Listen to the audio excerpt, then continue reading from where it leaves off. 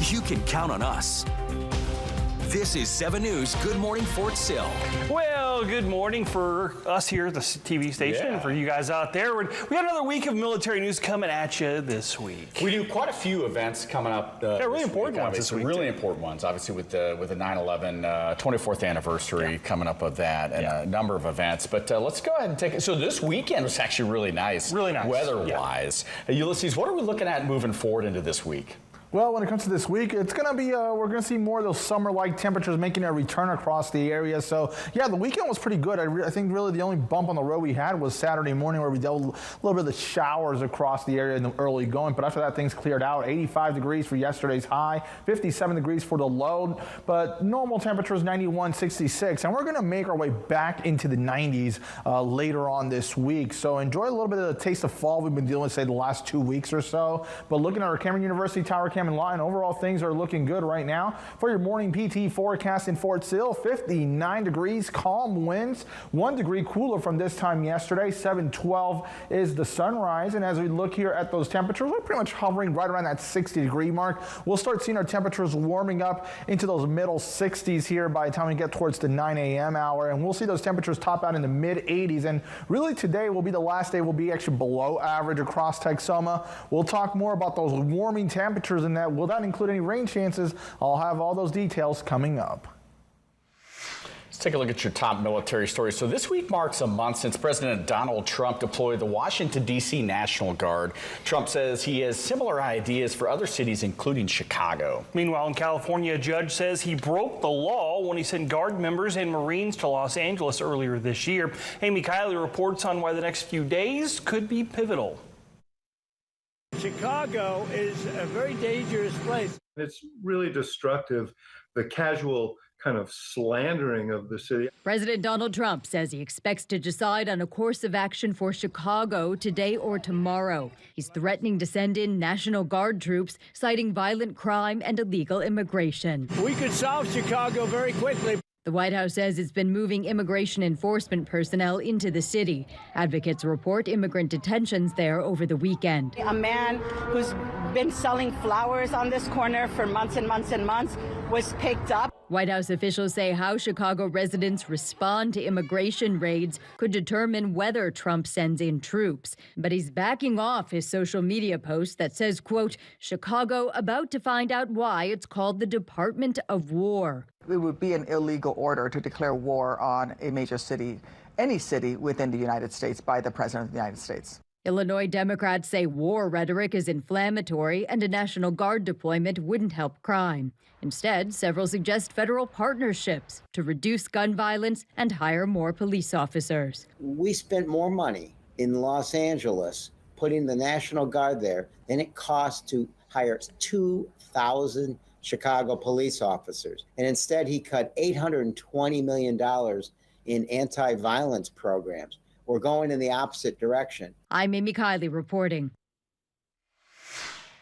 Take a look at some Fort Sill news. So in a recent general and flag officer announcement, the Secretary of War, Pete Hegseth, said that President Trump nominated 17 general officers for appointment and assignment to various senior leadership positions across all branches of the military. Now, one of those nominations is the former commanding general of the Fire Center of Excellence and Fort Sill, Major General Winston Phil Brooks. Now, upon Senate confirmation, General Brooks will be appointed to Lieutenant General and serve as the Deputy Chairman to the NATO Military Committee in Belgium. Congratulations, General Brooks, and we'll see, hopefully those Senate confirmations will happen here. That is quite an honor, for sure. Yeah, definitely is, definitely is. Well, 2 more urgent care clinics have been added to the TRICARE network in the Fort Sill area. The move brings the total network of UCCs up to 5. Wellfast Urgent Care Clinic on East Gore Boulevard, Express Wellness Urgent Care on 67th and Cache Road, Access Medical Center at 38th and Cache, as well as both Lawton Community Health Centers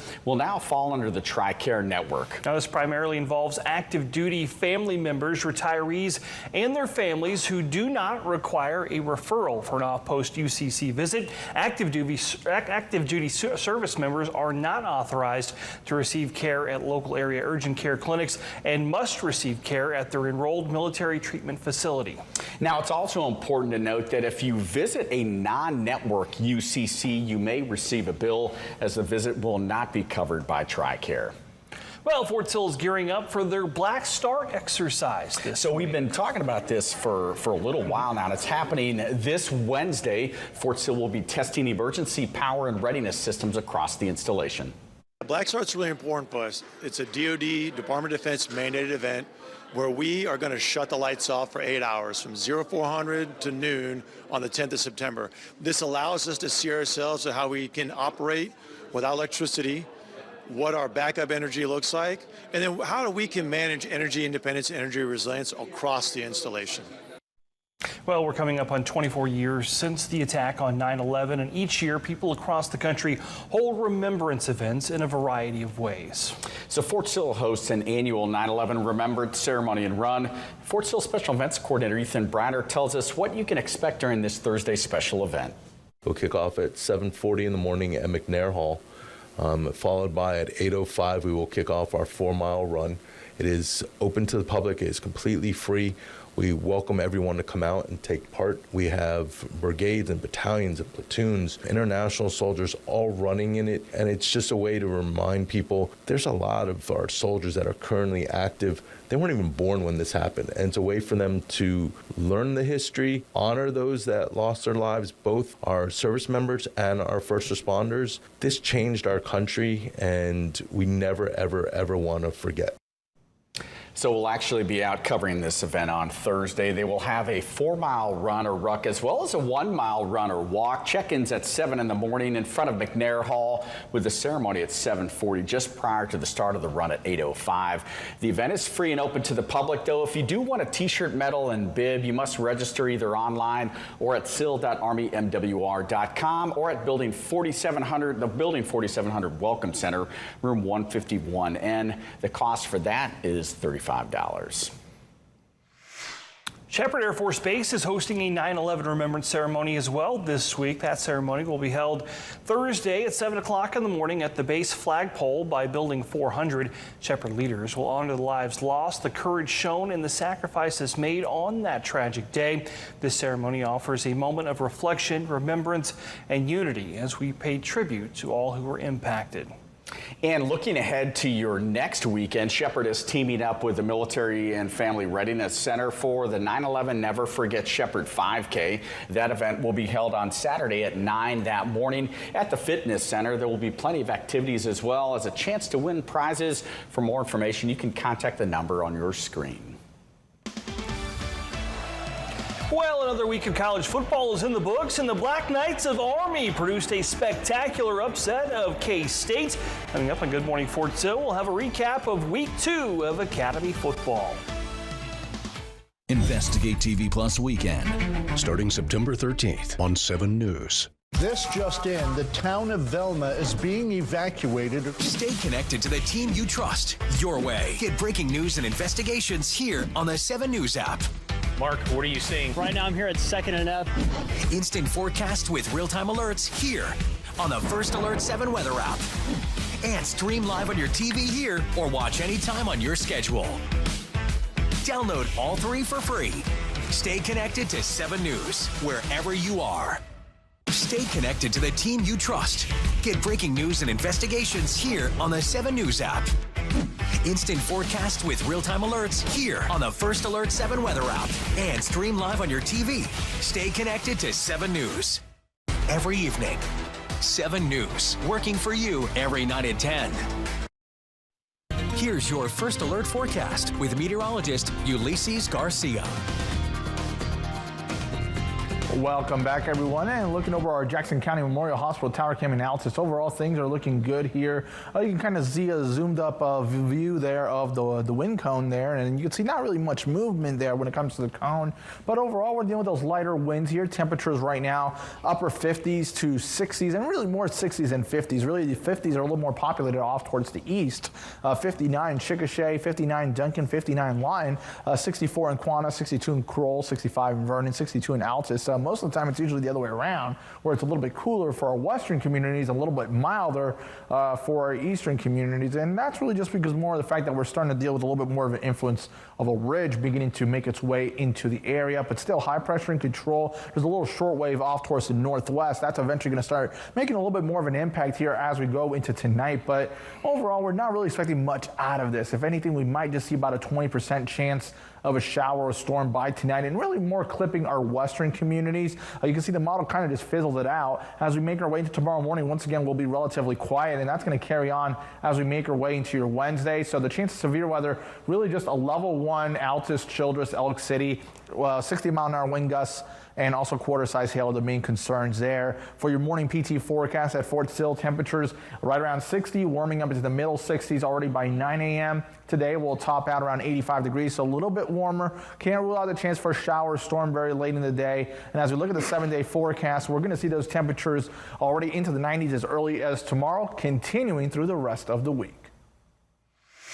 Well, it's time for your military football update. And Dan, I know you're pumped up about what happened in Manhattan, Kansas over the weekend. Army, yeah. I mean, that's pretty good considering how their first week they didn't do too hot. Yeah, that's all right. so much. Well, that's right. So after a rough start of college football season, Army bounced back in a huge way. The Black Knights upset Big 12 foe Kansas State 24-21. And it was exactly what you would expect from an Army performance. The Black Knights' triple option attack wore down that K-State defense. Backup quarterback Cale Helms in his first career start rushed for 124 yards and 2 touchdowns and also threw a TD pass. The Army defense came up big late with this interception with less than 2 minutes to play. That sealed the victory for Army. Black Knights are now 1-1. They'll have this week off before returning to action September 20th against North Texas.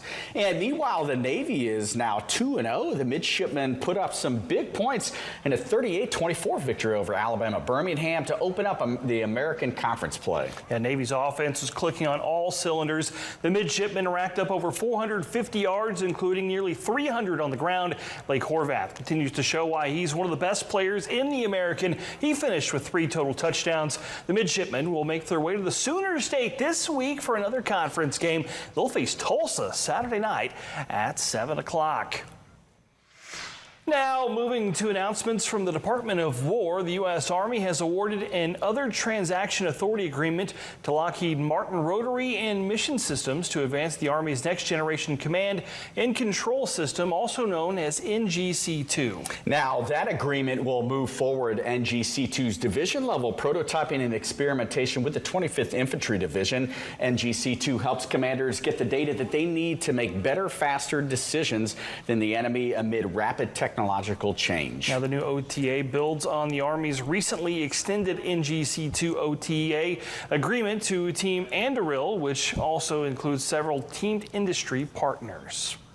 Well, Patriot Day honors the memory of the victims who lost their lives in the terrorist attacks at the Pentagon, World Trade Center, and in a field in Pennsylvania on September 11, 2001. So the national observance also recognizes the courage of the first responders and service members who served in the wake of the attacks. One of the biggest events that will be held this week is the Race for Remembrance, a 9/11 tribute run. The 270-mile race begins today and continues through Thursday. The race starts in Arlington, Virginia, and finishes at the 9/11 Memorial in New York City. After the 9/11 attacks, the U.S. military experienced a significant increase in recruitment, as many who had not previously considered joining were eager to serve. Today, many service members were not born or actually too young to remember the attacks.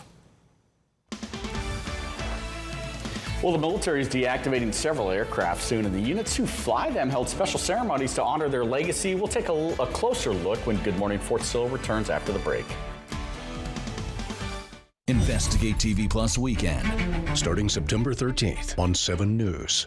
This just in, the town of Velma is being evacuated. Stay connected to the team you trust your way. Get breaking news and investigations here on the 7 News app. Mark, what are you seeing? Right now I'm here at 2nd and F. Instant forecast with real-time alerts here on the First Alert 7 weather app. And stream live on your TV here or watch anytime on your schedule. Download all 3 for free. Stay connected to 7 News wherever you are. stay connected to the team you trust. Get breaking news and investigations here on the 7 News app. Instant forecasts with real-time alerts here on the First Alert 7 weather app. And stream live on your TV. Stay connected to 7 News. Every evening, 7 News, working for you every night at 10. Taking a look at some of your national military headlines. Army officials at Fort Leonard Wood have announced that a soldier has died while training on a rifle range. Officials with the U.S. Army Training Center say the soldier was assigned to the 1st Battalion 48th Infantry Regiment. He was pronounced dead on site by medical personnel at the General Leonard Wood Army Community Hospital. Now, officials say an investigation is being handled by Fort Leonard Wood law enforcement and the Department of the Army Criminal Investigation Division. No other soldiers were injured. And more than 230 military leaders, policymakers, and much more will be in Waikiki this week for the annual International Military Law and Operations Conference. Annalisa Burgos takes a look at why the event comes at a crucial time for U.S. Indo-Pacific Command.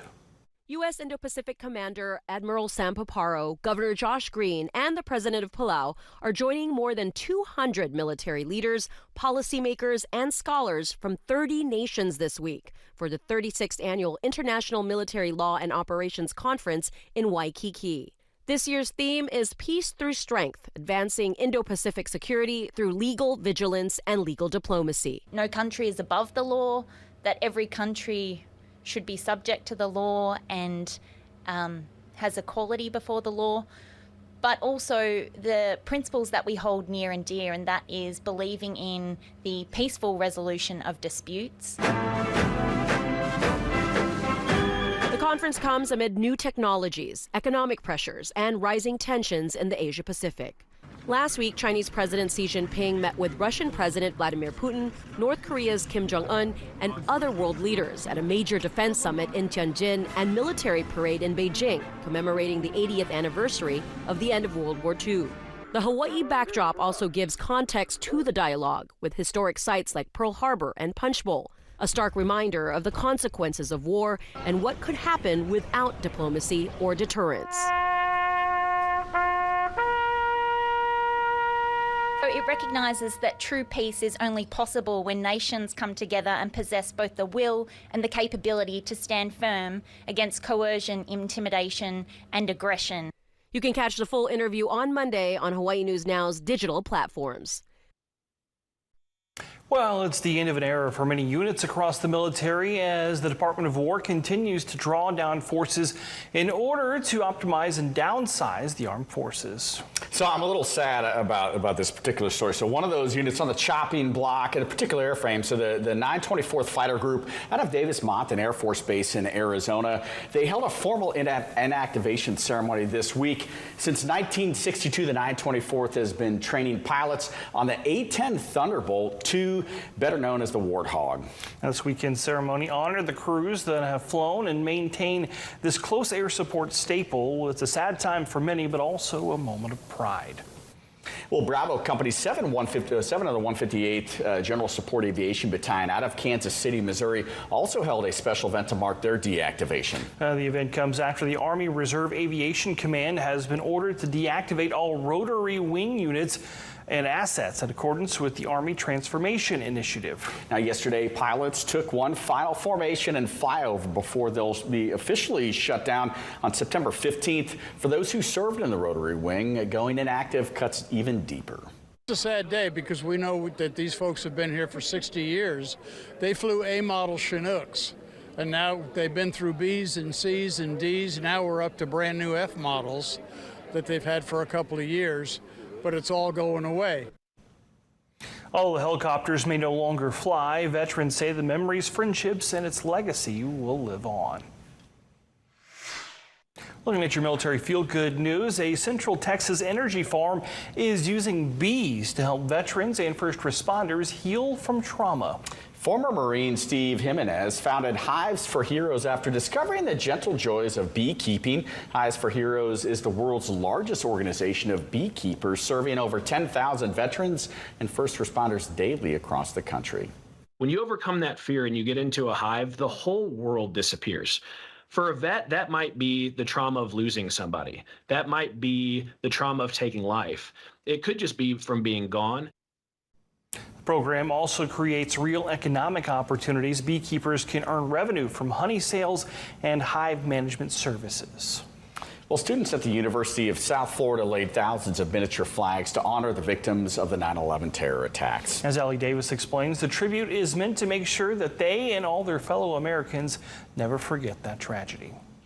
A tradition for USF Sarasota Manatee to honor the 2,997 people killed in the attacks on the World Trade Center, Pentagon, and on the plane that crashed in Pennsylvania on September 11, 2001. It's something even students who weren't alive during the time want to be involved in. I wanted to come out today because I've done things like this in the past with planting flags at cemeteries, and it means a lot to me. And for veterans, they say it's a major part of who they are to participate in events like these. We're out here to, remember. We don't want to forget. I remember when I was in high school, when this happened. I joined the Army a year after, in response to this. So it's a major part of, the 9/11 veterans' lives. Carlos Moreira, USF Sarasota Manatee's Director of Campus Engagement for Veteran Success and Alumni Affairs, says this year USF Sarasota Manatee saw their largest group of volunteers to place flags. The university will also hold a remembrance ceremony on Thursday, September 11th. In Sarasota, Ellie Davis, ABC 7, your local station. Here's your First Alert forecast with meteorologist Ulysses Garcia. Checking out the view right now, our Comanche Nation Entertainment Tower Camp and Medicine Park Aquarium. Overall, things are looking good out there. You can still see the corn moon out there. It peaked yesterday morning or Saturday night into early Sunday morning, so it's going to start waning as we go through the next couple of days. Now, looking at the winds, though, mainly coming in out of an easterly direction to a southeasterly direction, and most areas are 5 to 10 miles an hour. So the setup right now, we have a little short wave off towards the west, and some of that energy will start making its way here as we go into tonight. That's going to enhance the probability for just a small chance for a shower or storm as we make our way into this evening. But for the daytime hours, looking pretty good out there. Partly cloudy skies, and there's that little bit of energy, mostly just some clouds, but still can't rule out the chance for a shower or storm, especially for our westernmost communities. As we go into your Tuesday, we'll have more sunshine on the way. And when it comes to Wednesday, similar situation. We're going to be on a mostly dry pattern here as we go throughout the week. When it comes to that chance of severe weather, just a level 1 for our westernmost communities. Childress towards Elk City, 60-mile-an-hour wind gusts and quarter-size hail. 66 degrees when it comes to the PT forecast already by 9 a.m. So we'll pretty much hover right around 60 at daybreak. Temperatures pushing into the lower 90s starting tomorrow all the way through Sunday. Just got to take advantage of it today, right? The only day in the 80s. Yeah. There you go. Well, thanks for watching. Good morning, Fort Sill.